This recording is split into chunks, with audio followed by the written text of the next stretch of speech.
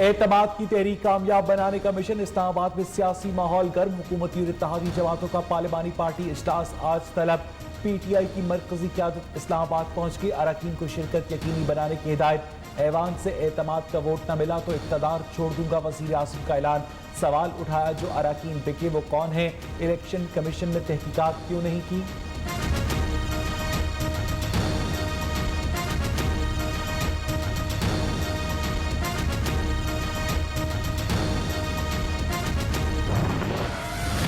आपने उन मुजरिमों को भी बचा लिया सीक्रेट बैलेट करवा के। हमारी जमहूरियत को नुकसान पहुंचाया है कि आप 1500 बैलेट्स के ऊपर कोई एक बार कोडिंग नहीं कर सकते। वज़ीर आज़म का इलेक्शन कमीशन पर जमहूरियत को नुकसान पहुंचाने का बयान। Chief election commissioner Sikandar Sultan Raja की ज़ेर सदारत इजलास जारी। सेनेट इलेक्शन में मुस्तरद होने वाले 7 वोटों पर रिटर्निंग अफसरान की ब्रीफिंग। अली हैदर गिलानी की वीडियो का भी जायजा। आईनी हदूद में रहते हुए रद्द अमल दिया जाएगा।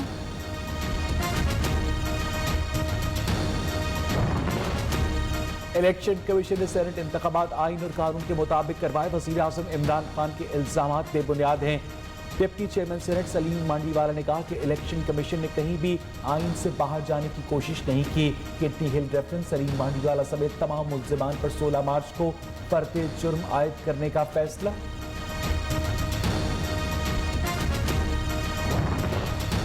तहरीक इंसाफ कौमी असम्बली के साथ सेनेट में भी सबसे बड़ी जमात बन गई। Opposition leader Sindh assembly Halim Adil Sheikh कहते हैं पापा डैडी बचाओ मूवमेंट वाले शायद NRO ले लें। हॉर्स ट्रेडिंग से वोट लेने वाले लोग बेनकाब हो गए हैं।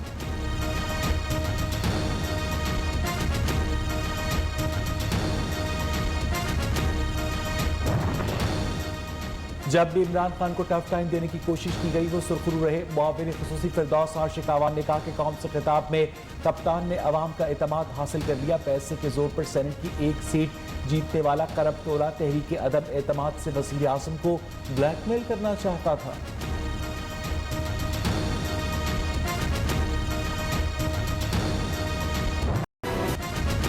NA-75 डस्का के नताइज पर इलेक्शन कमीशन का फैसला सुप्रीम कोर्ट में चैलेंज। इलेक्शन कमीशन ने क़वायद ज़वाबित को बालाए ताक रखकर फैसला दिया।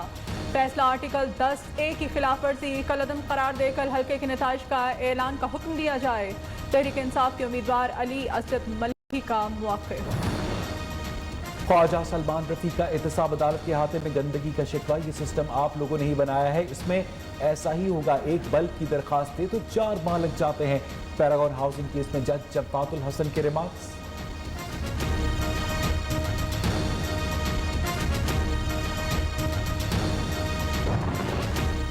वज़ीर आला पंजाब का वहादत रोड के इलाके में डोर फिरने से एक शख्स की मौत का नोटिस। CCPO लाहौर से रिपोर्ट तलब कर ली। उस्मान गुलजार कहते हैं पतंगबाजी पर पाबंदी के कानून पर सख्ती से अमल दरामद कराया जाए। खिलाफ वर्जी करने वालों के खिलाफ बिला इम्तियाज कार्रवाई करने की हिदायत।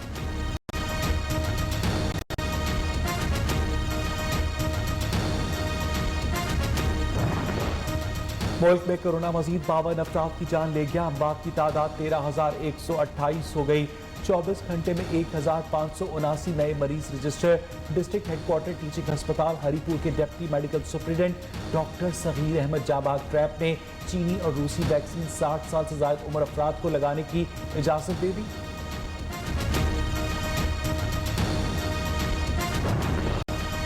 रवां साल के आखिर तक कोरोना के मुकम्मल खात्मे का इम्कान नहीं। एहतियाती तदाबीर से केसेस और अमवात पर काबू पाया जा सकता है। आलमी इदारा सेहत की हिदायत। कोरोना के बढ़ते केसेस के बायस कुवैत में 1 माह के लिए कर्फ्यू नाफिज। उर्दू ने कोरोना SOPs की खिलाफ वर्जी पर दुल्हा समेत 300 अफराद गिरफ्तार कर लिए गए।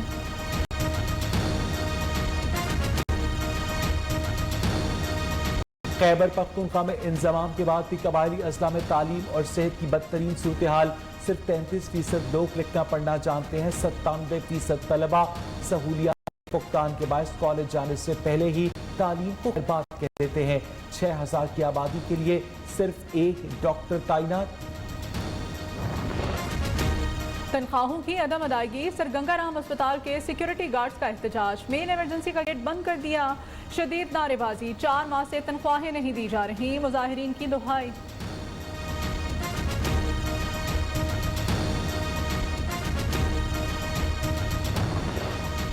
मुल्क के बेशतर इलाकों में बदलते मौसम ने रंग दिखाना शुरू कर दिए। बालाई इलाकों में सर्दी की शिद्दत कम होने लगी।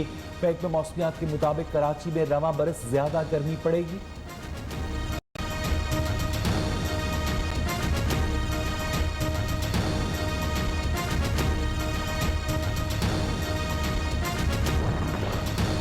पाक बहरिया का जहाज PNS नसर इंसानी हमदर्दी के मिशन पर मगरबी अफ्रीकी मुल्क बेनाइन पहुंच गया। ISPR के मुताबिक बेनाइन और मुल्हिका मुल्क नाइजीरिया के कुदरती आफात से मुतासरा अवाम को इमदादी सामान फ्राहम किया गया।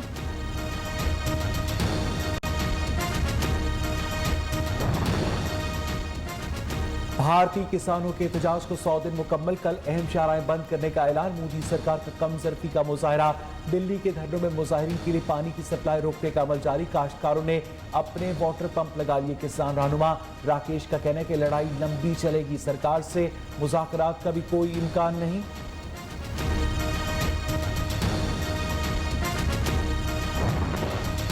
कैपिटल हिल पर एक बार फिर हमले की इत्तलात। वाशिंगटन में सिक्योरिटी हाई अलर्ट। अमरीकी खबरसां इदारे के मुताबिक साजिशी नजरियात फैलाने वाले गिरोह QAnon से गन 4 मार्च को डोनाल्ड ट्रंप के फिर बरसरे इक़्तिदार आने की अफवाहें फैलाने लगा।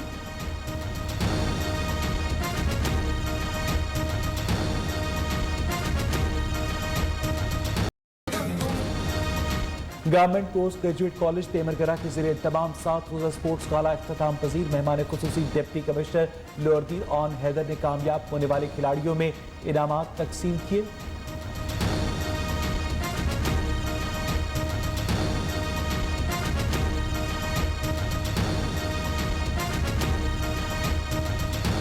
जारी है। सेनेट इलेक्शन में मुस्तरद होने वाले 7 वोटों पर रिटर्निंग ऑफिसर ने ब्रीफिंग दी है। इजलास में वज़ीर आज़म के बयान और अली हैदर गिलानी की वीडियो का भी जायजा लिया जा रहा है। इलेक्शन कमीशन आईनी हदूद में रहते हुए वज़ीर आज़म के बयान पर रद्द अमल देगा। गुज़श्ता रोज़ वज़ीर आज़म इमरान खान ने कहा था कि इलेक्शन कमीशन ने सीक्रेट बैलेट के जरिए मुजरिमों को बचा लिया, जमहूरियत और इखलाकियात को नुकसान पहुँचाया। 1500 बैलेट पेपर्स पर बार कोडिंग क्यों नहीं की गई? अदालत में खुफिया बैलेटिंग का क्यों कहा गया? कैसे पता चलेगा कि हमारे 15-16 लोग जो बिके हैं वो कौन थे? सारी सूरत हाल पर हम बात करते हैं। हमारी नुमाइंदा ज़मीन जो इस वक्त इस्लामाबाद से हमारे साथ लाइन पर मौजूद है। ज़मीन बताइएगा क्या सूरत हाल है, क्या कहा जा रहा है? जी बिल्कुल, वज़ीर-ए-आज़म के बयान पर इलेक्शन कमीशन में इस वक्त इजलास जारी है। इजलास सिकंदर सुल्तान राजा की सरबराही में जारी है। मेंबरान election commission, secretary election commission, उसके अलावा लॉ विंग के जो अरकान हैं वो मौजूद हैं। उसके अलावा जो सेक्रेटरी हैं वो ब्रीफिंग दे रहे हैं और रिटर्निंग ऑफिसर जो हैं वो इस्लामाबाद में सेनेट इंतखाबात में 7 वोट जो मुस्तरद हुए उससे मुतालिक ब्रीफिंग दी जा रही है। आज के इजलास में वज़ीर-ए-आज़म इमरान खान के बयान से मुतालिक वीडियो भी पेश की गई है रिकॉर्ड के तौर पर। उसके अलावा चीफ इलेक्शन कमिश्नर जो है इस पर फैसला करेंगे। इजलास में मुशावरत की जा रही है क्योंकि वज़ीर-ए-आज़म इमरान खान ने बयान दिया था। उन्होंने कहा था कि इलेक्शन कमीशन के जो उन्होंने इक़दाम उठाया है उससे जमहूरियत को ख़तरा हुआ है। और उन्होंने कहा था कि इलेक्शन कमीशन जो था 1500 जो बैलेट पेपर्स थे उन पर बार कोडिंग कर सकता था। ये कोई इतना मुश्किल काम नहीं था क्योंकि सुप्रीम कोर्ट के अहकामात पर अमल दरामद करना इलेक्शन कमीशन की जिम्मेदारी है। जबकि इलेक्शन कमीशन ने इस दफ़ा के जो इंतखाबात हैं वो आइन के आर्टिकल 226 के तहत खुफिया रायदही के तहत जो है वो करवाए हैं।